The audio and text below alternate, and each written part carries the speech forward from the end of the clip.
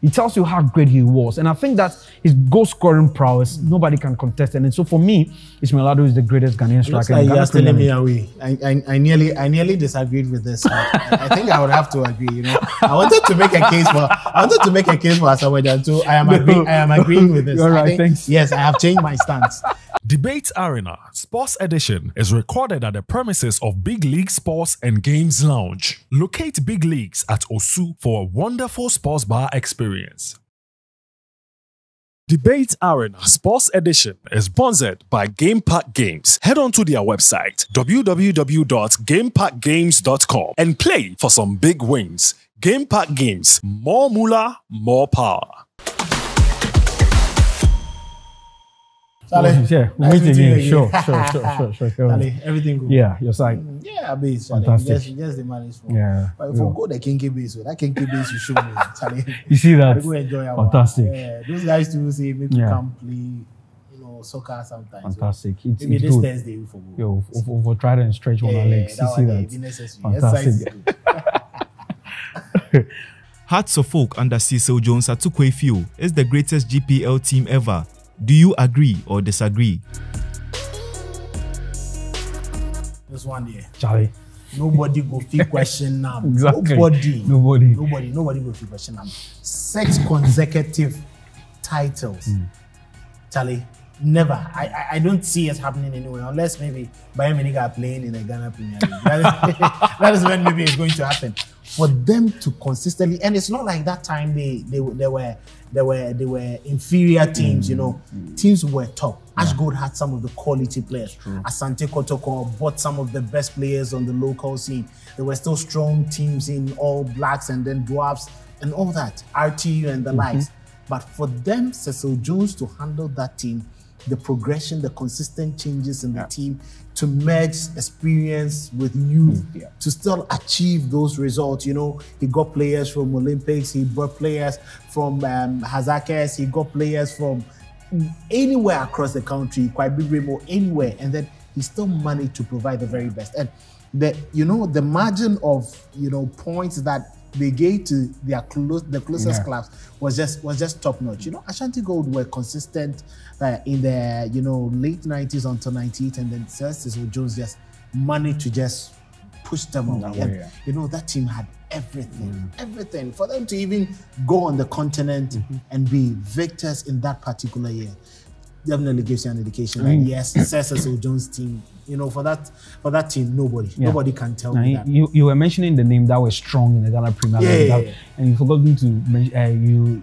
You didn't include them. Liberty Professionals. You look at that season, the kind of quality that they also had in their bag, and I think under Alaji, may he so continue to rest in peace. And I am thinking, you look at what they did, Cecil Jones Atuquayefio, and that particular squad that he had going to Africa, going from the group phase through to the finals, they won, just lost the game.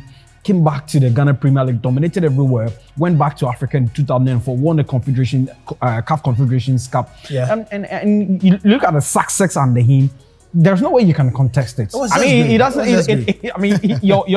Your contention wouldn't even be valid at the end of the day. I think that there was so much success, and that is why sometimes when Hearts of Oak fans they look back under some years back, they start questioning the management, because when you bring in coaches, you bring in people, you need to allow them to work. But I'm not sure. You look at the time of Cecil Jones Atuquayefio at Hearts of Oak, if the management didn't give him that will, that free hands to work, they would have been able to achieve that success. And I think that the success that they achieved, I think that no Ghanaian club comes closer to them. And I think that they were so dominant. And you see the players that he worked with. Kotoko were trying to use their money to purchase some of the quality players. Ashgold did, but he worked with Osmanu Amadu, Emmanuel Ajogo, Jacob Nete, Amankwame Mreku, Ejatete, and he still managed to get the very best out of these players. Players were stolen away from his grasp, like Aziz Ansah moving to Asante Kotoko and the like. He still brought in very good, equally talented players, and he managed to get the result. Charlie, the reason why he was even, I think, named the coach of the year or something like that. And so it tells you that what he did with the Hearts of Oak under his spell, I think that they were so much great, and I think that's massive. It was so unfortunate that when he died, you saw how the Ghanaians, they were left sad and all that. I'm not sure any club coach can match what the success. I'm not sure. His legacy would continue. I'm not sure. Nobody they would try to come close, but I'm not thinking any coach can conquer what he did. That honestly, team was all round. That game against the quality was game against Esperance. Oh my word, Charlie. Cecil Jones, Charlie, may you so rest in perfect peace. Ishmael Addo is the greatest striker in Ghana Premier League history. Do you agree or disagree?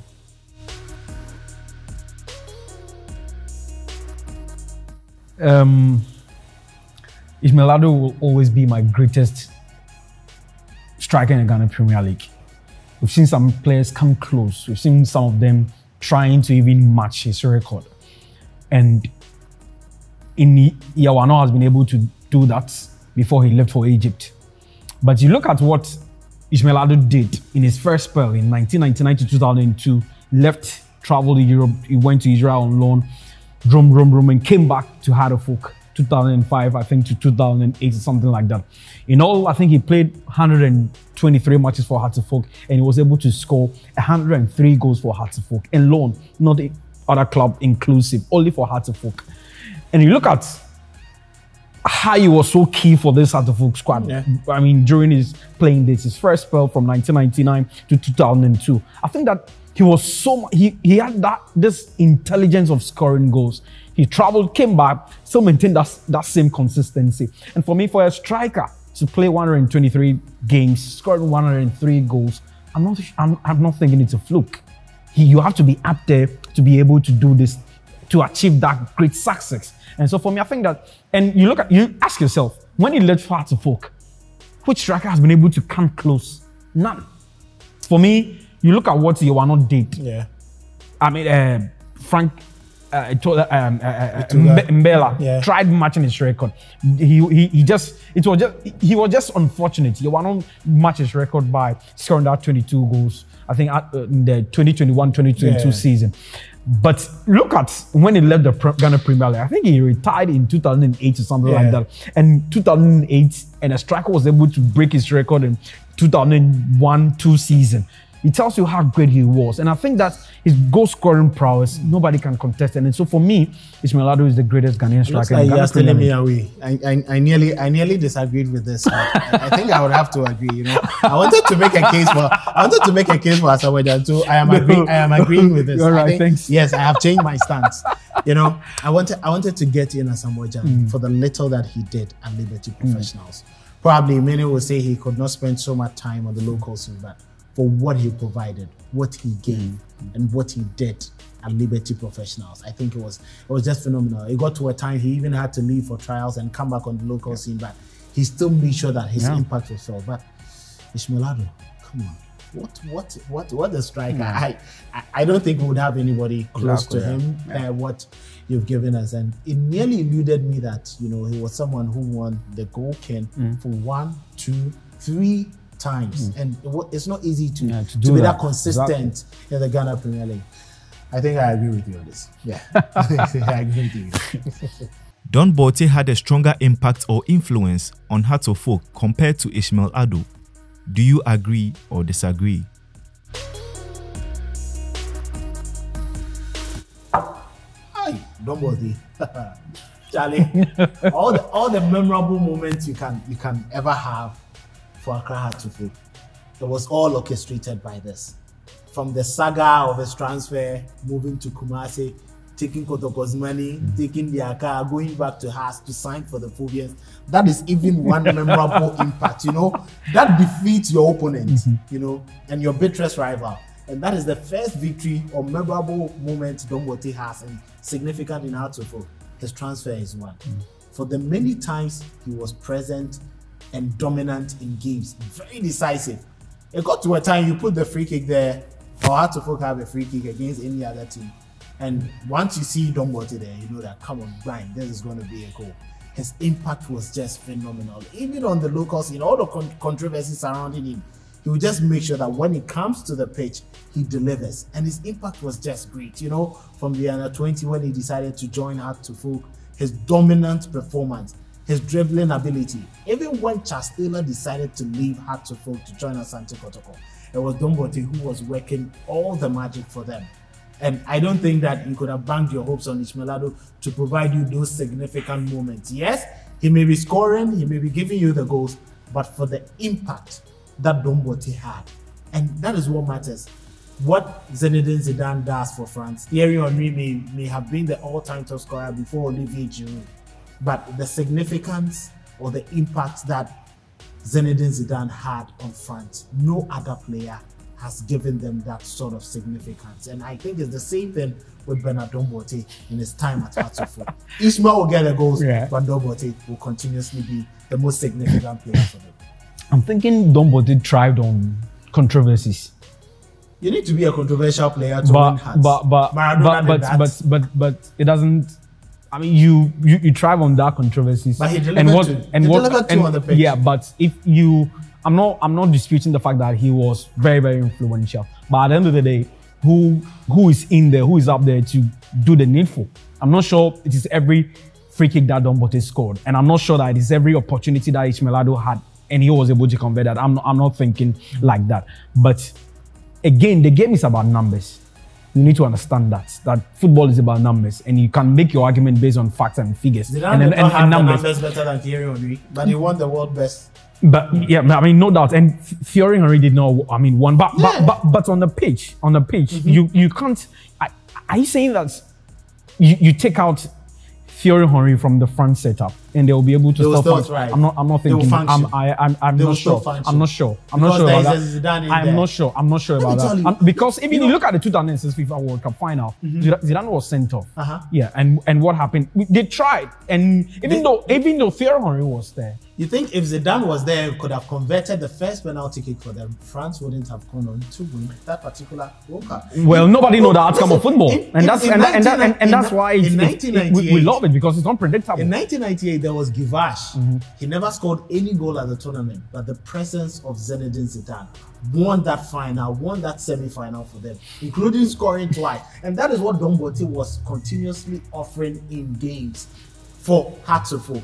He may not score in all the games, but for the significant moments, Don Bortey will make sure that he impacted the games. But in that particular Hearts of Oak setup, you couldn't have done without Ishmael Addo, because he was the main man. Yes, Don Bortey was there, but Don Bortey was greater. Very well, but for me, I'm thinking that Ishmael Addo's impact, his influence on the Don Bortey had a bit of influence. He has a bit of charisma and aura around him. When he's on the pitch, we know that people are in there sometimes specifically just to watch him, just to watch Don Bortey. But I'm saying that Ishmael Addo's impact, his figures, his numbers. Right. If you pick between Don Bortey and Ishmael Addo to watch on the pitch, I'm not sure you pick Ishmael Addo. I will always go for Ishmael Addo. Samuel Boadu's title win in 2021 was a fluke. Do you agree or disagree?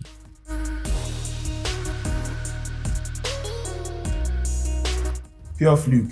I don't think so. Pure fluke. I don't think so. He was at Mediama with everything that he had. They had the money to buy the best players on the local scene for him. But for 3 continuous years, he couldn't win the league title. He comes to Hearts of Oak out of the blue. Kotoko bring on Barreto. He struggles with the team when he has led the league for about 8 points. He started dealing with, outside of the pitch issues that Kotoko doesn't have. The toilet facility at the training ground, the reason why the players are dropping in. He loses games, loses points, and Hearts of Oak just capitalize on it to win. And the run up to winning the league wasn't even smooth. We've seen teams win the league. Even Didi Dramani's season that many thought that no, come on, he was struggling. He managed to win the league convincingly. But look at that season. After winning that league, the following season, you just realize what happened to him. He was just a mere shadow of himself, just like he was at Asukwa Deportivo or at Mediama SC. For me, that season was just a fluke. I don't think so. It was just a flash out of the park. No, I don't think so, because even when it was at Mediama, you take the season that was truncated because of the number 12 by Anas. Yeah, COVID came in. At a point in time, yes, and the Anas video, the normalization came in. Before that season, Midiama were on the verge of winning that league. If it was good, they should have won the normalization. Yeah, but it doesn't matter. My argument is that they were on the verge of winning that league. When COVID came in, Midiama were on top of the league log, and they were on the verge of concluding it. They didn't win. Now, Hearts of Oak brought in Samuel Boadu. Look, what was the performance of Hearts of Oak when they brought in Samuel Boadu? They were shambolic. They were not attractive. Fans were not even going to the stadium to watch their games.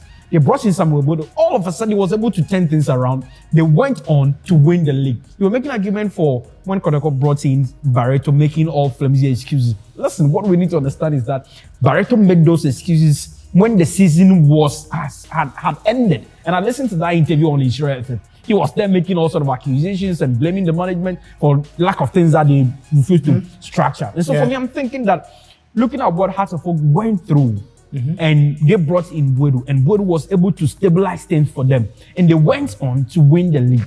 The following season, it was not smooth for them. Even that season that they failed to defend their title, they were able to win the FA Cup. So back-to-back FA Cup trophies. And so you can't tell me that the season that Samuel Boadu won the Ghana Premier League, it was a fluke. You know why? It wasn't, and I'll always take my neck out. You know why it's a fluke? When you were on the verge of winning it, the league is truncated because of issues, COVID and all others. The same players, you get into a normalization. Once you are on the ascendancy, I don't expect you to drop. You fail to win it. Fine, he comes to Hearts of Oak, wins it. What was the position of Hearts of Oak when somebody was appointed? After that season, you couldn't maintain that same But you energy. won the FA Cup. Oh, the FA Cup is a knockout tournament. No, but every club could have also won it. You saw his performance in Africa. Yeah, I disappointing saw it, performance. For a coach who had the same crop of players, I expected better from him. Are you saying that? CK won the normalization. He went into Africa and performed to the group stages. Have you forgotten about that? No, I do remember. If you are a coach, I expect to see that consistency. He was given the national team recently. You saw the performance from him. That shows you how fluke that championship winning title for me, under him was. What for me, what makes it so special is that you look at the troubles and that Hearts of Oak were going through. You look at the turbulence that they experienced, and this young lad came in and then turned this around. And for me, that's it's not a fluke. No manager can. If you are young and you are turning things around, I expect you to be like Rulani Mokoena. Win, stay dominant. But was it given? But was it given enough time? No, it was given enough time. Was it given enough time? It was given enough time. I don't think he wasn't getting the results. 2 seasons he lost in Africa. Yeah. No. If you're able to win in less than half a season and you are given a full season and you fail to deliver, come on, you should be sacked. And I think it was good. That was the perfect decision. I trust him to be a very good developer. He knows how to develop young players. But for him to be winning consistently, I think that was the fluke. It's the reason why he hasn't been able to achieve. He wasn't able to achieve before that championship, and also after. Where is he now? Where is he now? He took on the national team. No, but we know the state of our national team. The teams haven't just gotten a signature to coach any of the teams. No, but maybe he's not willing to take up any job. He's willing. I'm not sure. I'm not sure. He's willing. I'm not sure.